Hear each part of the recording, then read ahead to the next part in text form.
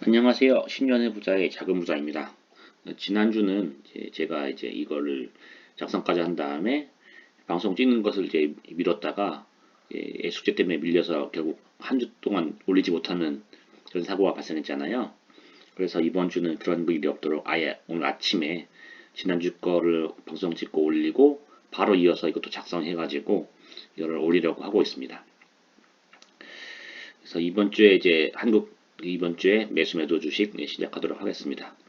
이번 주에는 보시면은 그 월, 화, 수, 목, 금 4일 동안 있었었는데 화수목은 이제 한국 주식 코스피랑 코스닥이 많이 상승하고 금요일만 조금 떨어진 상태로 이제 한 주가 마감이 됐어요.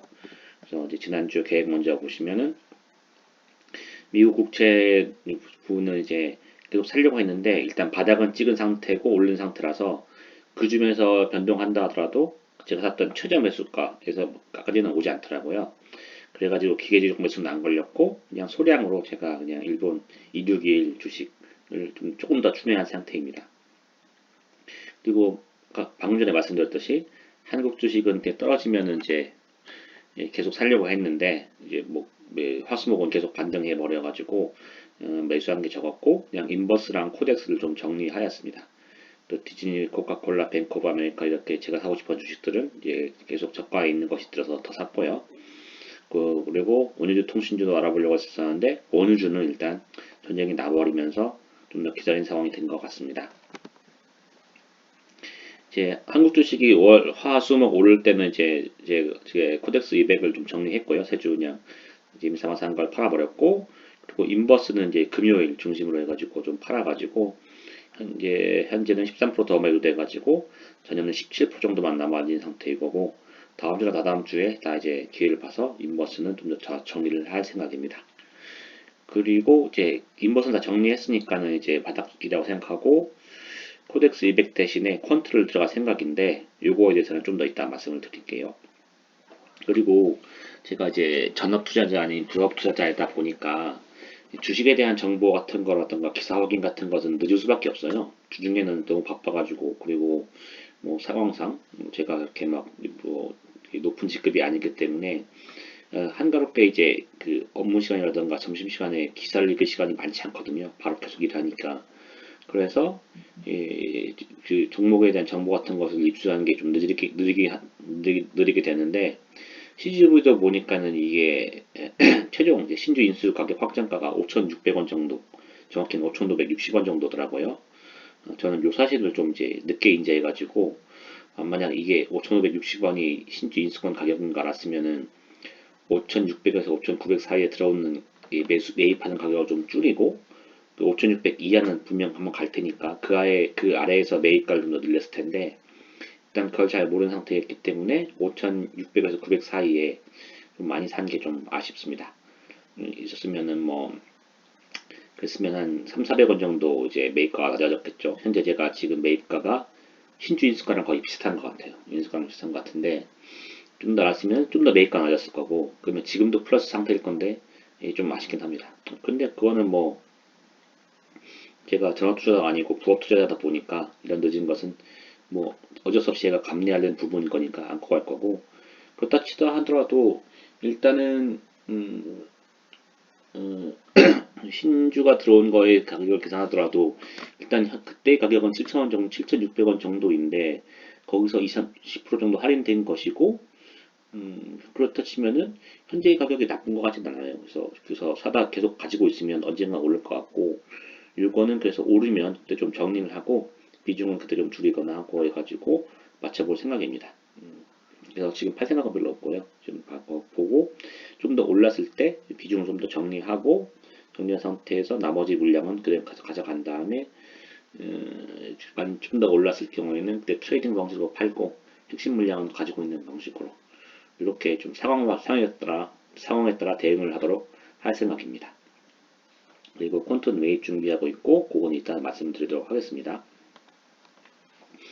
그리고 이제 미포조선 좀 떨어져서 샀는데 일단 요거는 그냥 이제 많이 떨어진 거 산 거고 조금 더 기다렸다가 이제 조선주가 많이 떨어지면 좀 더 모으려고 하는데 일단은 지금 현재에서는 금융주가 좀 더 마음에 들거든요. 왜냐면 조선주는 산다 하더라도 내년에 한번 떨어질 기회가 올 것 같아요. 그래서 그때 좀 더 산 걸로 하고, 일단 현재는 이제 기회가 되면 금융주를 우선적으로 살려고 하고 있습니다. 왜냐면은 12월 달에 이제 그 배당이 나오기 때문에 배당이 없는 내년 중반의 가격이랑 현재 배당이 있는 가격이랑 비교했을 때 큰 차이가 없거나 지금이 좀 더 유리할 수도 있다 생각이 좀 들어서 상황을 봐가지고 이제 좀 떨어지는 기회가 오면 금융주를 추미하도록 하겠습니다. 그리고 이제 일본 지난주와 비슷하게 이제 일본 261, 263은 조금씩 샀고요. 테일스를 좀 샀고요. 뱅크 오브 아메리카 조금 샀습니다. 그리고 코카콜라는 좀 더 많이 떨어졌기 때문에 많이 안 올랐기 때문에 좀 더 사서 현재는 530만 원 정도 가지게 되었습니다. 그리고 파워러마트는 계속 떨어지고 있기 때문에 기계적 매수가 좀 걸리고 있고요. 맥도날드도 한 주 추가해서 지금 현재 3주, 주식 3개, 그리고 100만 원 정도 가지고 있고, 크래프타인즈도 이번에 많이 떨어져서 좀 더 50만 원 정도 더 추매를 했습니다. GTX도 소량 샀습니다. 그래가지고 이제 아직까지는 계속 떨어져 있는 주식들이 있고, 이번 주는 특히 크래프타인즈가 많이 안 올랐고, 맥도날드, 크래프타인즈, 코카콜라 이렇게 식품 관련된 주식들이 많이 안 올랐어요. 그래서 이 주식들 중심으로 모았고, 만약에 뭐 다음 주에 뭐 금융주가 더 떨어진다거나 하면 금융주 더 사겠죠. 그래서 그때 상황을 봐가지고 싼 주식들 매입을 계속 하고 있습니다. 그리고 이제 작년 원유주가 한번 60달러 찍어줬기 때문에 더 떨어지나 했었는데 전쟁 때문에 올라버려가지고 원유주는 다음 기회를 노려야 될 것 같고요. 통신주도 이제 보고 있는데 일단 다른 주식들이 계속 있으니까 통신주는 이제 사는 것을 좀 더 매입을 하는 것을 좀 자제하고 있는 상황입니다. 요걸 말씀드려야 될 것 같은데 이제 제가 이제 9월 초에 10번 영상에서 이제 열심히 그때까지 빚을 갚아왔었고, 왜냐면 그때 주식이 높았으니까 그래서 갚았고 1100만 원까지 빚을 줄였어요. 사실 이제 제가 회사 대출을 받은 것도 있기 때문에 회사에서 알아서 갚아지는 거지만 어쨌든 제가 쓴 레버리지 총액은 2100만 원 정도였었습니다. 그래서 회사 대출까지 합쳐가지고요, 1000만 원. 그런데 이제 이번에 그 9월 말 10월 초 이렇게 많이 떨어지면서 제가 이제 주식을 이제 매입량을 확 늘렸죠. 그래가지고 현재는 레버리지가 3천만 원까지, 신용대출 레버리지가 3천만 원까지 늘어난 상태입니다. 그래서 이제 레버리지도 좀 다시 늘기 시작하니까 그리고 주위에 들어온 소문이 이제 한락장 초입이 아니냐 하면은 현재 많이 쓴 레버리지가 좀 나갔고 좀 더 레버리지를 늦게 썼어야 하는 거 아니냐라는 아쉬움도 남긴 하는데, 어쨌든 이거는 뭐 제가 감내할 수밖에 없는 부분인 거고 누구나 생길 수 없는 이제 주식하면 당연히 가질 수밖에 없는 그런 고민이기 때문에 그거는 뭐 어쩔 수 없다 생각을 하고, 저는 이제 원래의 계획대로 떨어지면 계속 추매를 할 생각입니다.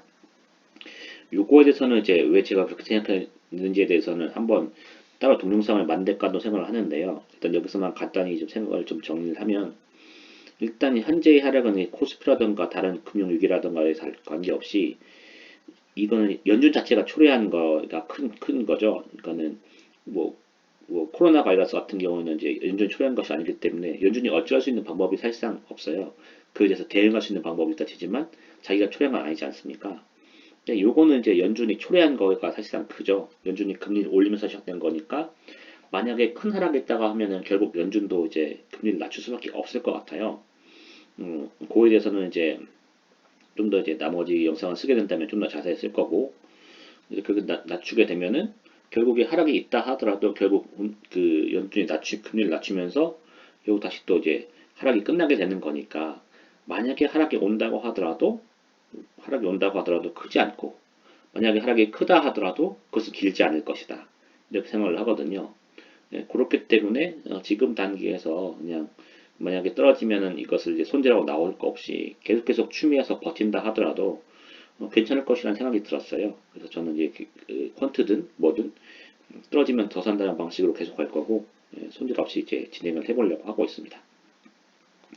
그리고 한국 소형주 퀀트 들어갈 타이밍을 노리고 있습니다. 그래서 원래 같았으면은 지난주 10월 6일 날 들어간 것이 가장 좋았을 것 같은데, 이제 그때는 제가 종목을 아직 고르지 못한 상태였습니다. 그래서 10월 15일 되면은 오늘이죠. 오늘 콘드킹이 무료라고 하니까 오늘 무료를 이용해서 좀 데이터 알아보거나 아니면은 퀀터스를 유료 가입하거나 아니면은 방법 생각해야 되는데 이렇게 알아보다 보니까는 알파스퀘어라고 무료로 해주는 사이트가 있더라고요.